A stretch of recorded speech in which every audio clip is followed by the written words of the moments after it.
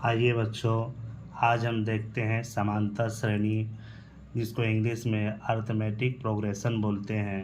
तो आइए हम समांतर श्रेणी के कुछ बेसिक चीज़ों के बारे में जानते हैं और समझते हैं। तो जो समांतर श्रेणी है हमारी, वो किस रूप में होती है? वो होती है ए प्लस डी, ए प्लस 2D, ए प्लस 3D, और इस तरह से चलती है हमारी समांतर श्रेणी, और ए प्लस ND। ठीक है, तो ये हो गया हमारी समांतर श्रेणी, अर्थमेटिक प्रोग्रेशन बोलते हैं। तो ए जो हमारा होता है वो होता है प्रथम पद, और उस तरह से धीरे धीरे हमारा बढ़ता हुआ चलता है। तो डी को बोलते हैं डिफरेंस, अर्थात अगर इंग्लिश में डिफरेंस बोलते हैं, हिंदी में होता है सार्वंतर। तो सार्वंतर कैसे निकालते हैं वो हम बताते हैं आपको। तो उसके लिए हमको क्या करना पड़ता है, जैसे कि पहले पद में से दूसरे पद में से पहले को घटाते हैं, फिर तीसरे में से दूसरे को घटाते हैं, चौथे में से तीसरे को घटाते हैं, सबका अनुपात सेम आता है, तो वो होता है सार्वंतर। ठीक है, तो उसके लिए क्या करना है, अगर हम सबसे पहले हम देखते हैं कि समांतर श्रेणी में है कि नहीं है, तो उसके लिए एक ट्रिक होता है। जैसे कि मान लीजिए अगर ए बी सी अगर कहा गया कि इन ए पी अगर अर्थमेटिक प्रोग्रेशन में है कि नहीं है, तो कैसे चेक करेंगे? तो उसके लिए क्या करते हैं, पहला पद और तीसरा पद दोनों को जोड़ दीजिए।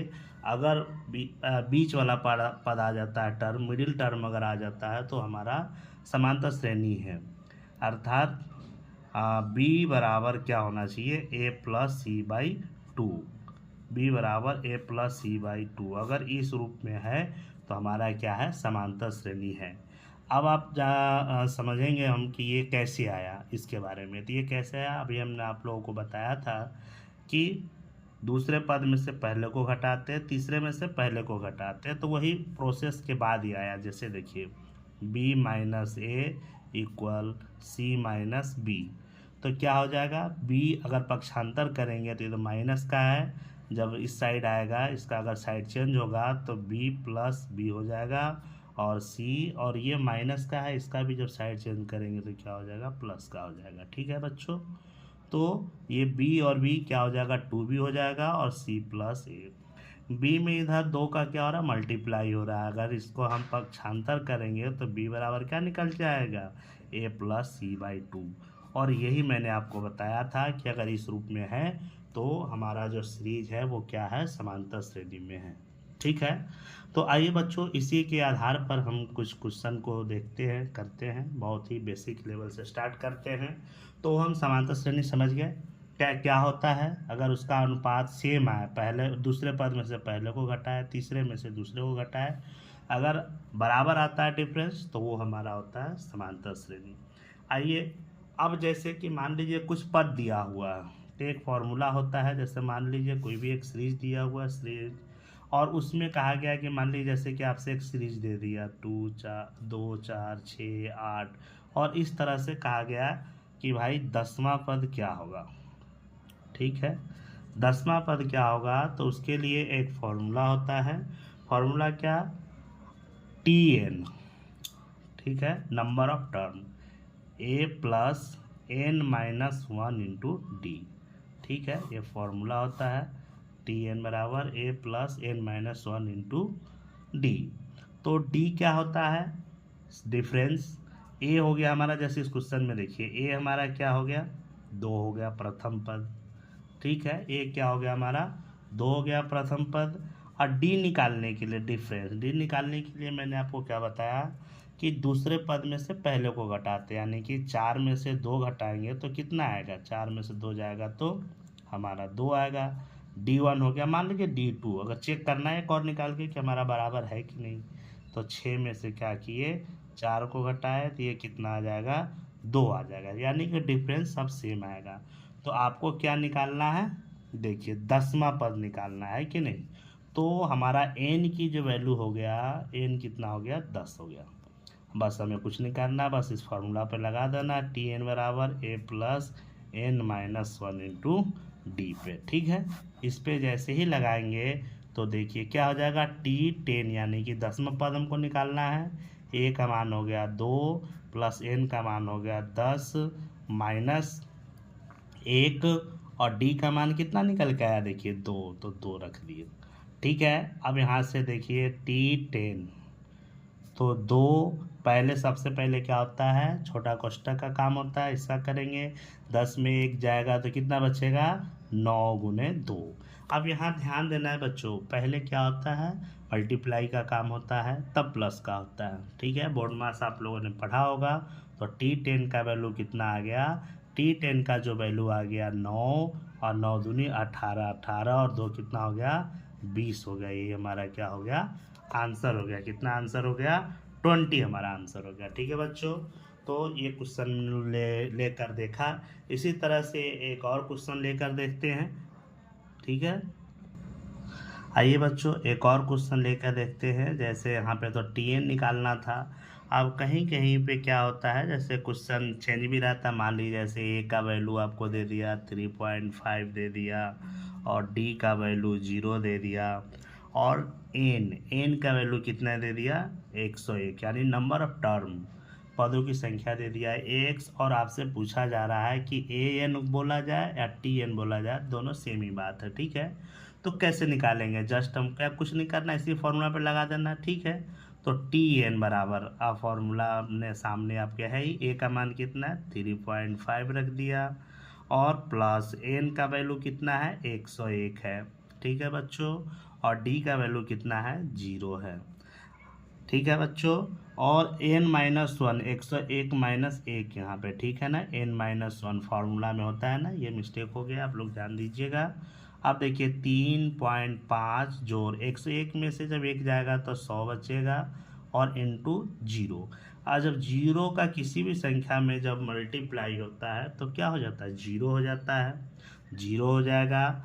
और 3.5 आज जब ये प्लस 100 का 0 में गुना होगा तो 0 हो, तो हमारा आंसर कितना बन के आएगा 3.5 इज माई राइट आंसर। ठीक है बच्चों, आइए इसी तरह के और भी क्वेश्चन 2-4 लेकर देखते हैं और करते हैं। ठीक है, और एक और फार्मूला उससे पहले समझ ले। कहीं कहीं क्या होता है कि आपको प्रथम पद दे देगा, सार्वमत डी दे देगा और आपसे लास्ट पद पूछा जाएगा। तो उसके लिए डायरेक्ट फार्मूला क्या होता है, अंतिम पद अर्थात लास्ट। एल बराबर L equal to A plus n-1 into D.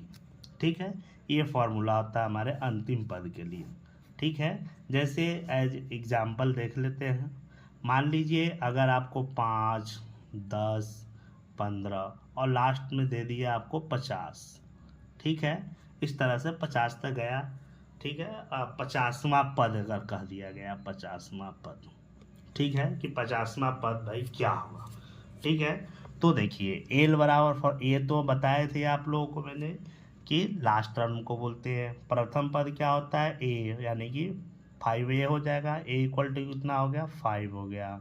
और डिफरेंस डी का मान कैसे निकालेंगे, 10 में से 5 जाएगा तो कितना बचेगा 5 बचेगा। ठीक है, तो हमें क्या करना है, अंतिम 50वां पद पूछा जा रहा है, यानी कि एल पूछा जा रहा है और ए हो गया 5, एन कितना हो गया यहाँ दिखा दिया। नंबर ऑफ टर्म कितना है 50 है। क्वेश्चन में थोड़ा सा दिख नहीं रहा होगा आप लोगों को, अब दिखेगा जरा देखिए। हाँ, 50वां पद। ठीक है, तो 50वां पद पूछा जा रहा है। ठीक है ना, तो एन का वैल्यू कितना हो गया 50 -1 और डी का मान कितना निकाला है आपने 5 निकाला। ठीक है बच्चों, तो देखिए क्या निकल के आ गया 5 प्लस 50 में से गया 49 इंटू 5। हाँ बच्चों, तो 50 में से गया तो क्या आएगा 49 और 49 का जब 5 में गुना करेंगे तो हो जाएगा कितना 245 और 5 जोड़ेंगे तो 200 नहीं 250। 250 हमारा राइट आंसर हुआ। ठीक है बच्चों, चलो देखिए बच्चों एक क्वेश्चन है, what is common difference of an A P in which A18 minus A14 equal 32। कहा जा रहा है कि इसका सार अनुपात कितना होगा जबकि 18वां पद माइनस 14वां पद करते हैं तो उसका आंसर कितना आता है 32 आता है। ठीक है। तो सबसे पहले एक चीज़ मैंने आप लोगों को बताया था कि अगर 18वां पद यानी कि T18, तो क्या करना है, a plus n minus 1 into D, Tn, पहले Tn बताते, ठीक है। Tn का फॉर्मूला मैंने आप लोगों को बताया था। तो यहाँ क्या कर देना है आपको, n की जगह पे क्या रख देना, 18। तो 18वां पद क्या हो जाएगा, a प्लस n माइनस 1 यानी कि 18 माइनस 1, और d तो आपको निकालना है, अर्थात T18 बराबर कितना आ गया, a प्लस 18 में से गया 17 d, ठीक है। यानी कि जितना भी पद होगा उससे एक कम होगा d का जो कॉफिशिएंट गुणांक। उसी तरह से अगर हम A14 का निकालेंगे तो क्या हो जाएगा, A14 या T14, बात बराबर, इसको ये कर लीजिए या तो ए ही कर लेते क्योंकि क्वेश्चन में ये चल रहा है। तो A14 बराबर क्या आ जाएगा, एक कम आपको बताया मैंने, a प्लस 13d, ये हमारा हो गया A14 का मान, है ना। अब यहाँ से कुछ नहीं करना है, देखिए A18 माइनस A14 इक्वल 32, यानी कि A18 का मान कितना आया, a प्लस 70d, ठीक है। और 14 का मान क्या है, a प्लस 13d इक्वल कितना है, 32 है। अब देखिए यहाँ से जैसे ही a प्लस, एक साथ दो बराबर नहीं लगता इसलिए यहाँ लिख दिए, a प्लस 70d। अब ये कोष्टक से बाहर माइनस है तो ये अंदर के साइड को क्या कर देगा, चेंज कर दे, यानी कि माइनस और प्लस का जब मल्टीप्लाई होगा तो माइनस a, और ये माइनस से माइनस ए भी माइनस 13d इक्वल कितना हो गया, 32, ठीक है बच्चों। अब देखिए माइनस ए और ये प्लस है, इससे ये कैंसिल हो जाएगा। ये देखिए 17d 70d माइनस 13d, तो क्या हो जाएगा, 4d इक्वल 32, इसलिए d जब साइड चेंज होगा 4 का तो डिवाइड में आ जाएगा, 32/4, यानी कि कितना आ गया आंसर, 8। तो d का वैल्यू जो आया वो कितना आ गया, 8 इज माई राइट आंसर, ठीक है बच्चों। तो इसी तरह से समांतर श्रेणी के क्वेश्चन को करते हैं, और आप लोग कुछ एक्सरसाइज 2-4 क्वेश्चन मैं देता हूं, उसको आप लोग करके ज़रा उसको कल आप बताइएगा, उसका आंसर हमें बताइएगा कमेंट बॉक्स में। मैं आपको 2-3 क्वेश्चन देता हूं, अगर मेरा वीडियो अच्छा लगा तो ज़रूर इसको लाइक और शेयर कीजिएगा। आइए 2-3 क्वेश्चन हम आपको देते हैं। क्वेश्चन फर्स्ट, ठीक है बच्चों, क्वेश्चन फर्स्ट है, which term of AP, which term of AP 21, 42, 63, 84 dot dot इस तरह से 210। कहने का मतलब है कि यदि ये समांतर श्रेणी में है तो कौन सा पद जो है 210 होगा, 21, 42, 63, 84 और 210 है, तो कौन सा पद जो है 210 होगा, ये आपको निकालना है, ठीक है। ये क्वेश्चन नंबर फर्स्ट हो गया। और आइए क्वेश्चन नंबर 2 आपको देते हैं। जैसा क्वेश्चन मैंने कराया था इस टाइप के क्वेश्चन भी मैं आपको देता हूँ। इसमें क्या निकालना है आपको, कॉमन डिफरेंस निकालना है, ठीक है, कॉमन डिफरेंस, ठीक है।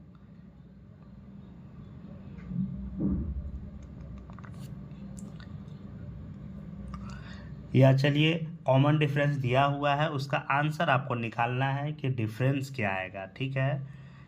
If the common difference, if the common difference, if the common difference of an AP is 5, then what is A18 minus A13, ठीक है। यदि कॉमन डिफरेंस कितना है, 5 है, तो A18 माइनस A13 का मान क्या होगा, ये आपको निकालना है, ठीक है बच्चों। तो ये 2 क्वेश्चन आप लोग करके दिखाइएगा, और मैंने आपको इस टाइप का क्वेश्चन करके बताया है। समांतर श्रेणी बहुत ही आसान है। बाकी अगर आपको कोई अगर दिक्कत लगता है तो ज़रूर क्वेश्चन आप मुझे टैग कीजिएगा, हम उसका आंसर देंगे। और मेरा वीडियो अगर आपको अच्छा लगा तो ज़रूर इसको लाइक और सब्सक्राइब कीजिएगा। थैंक्स।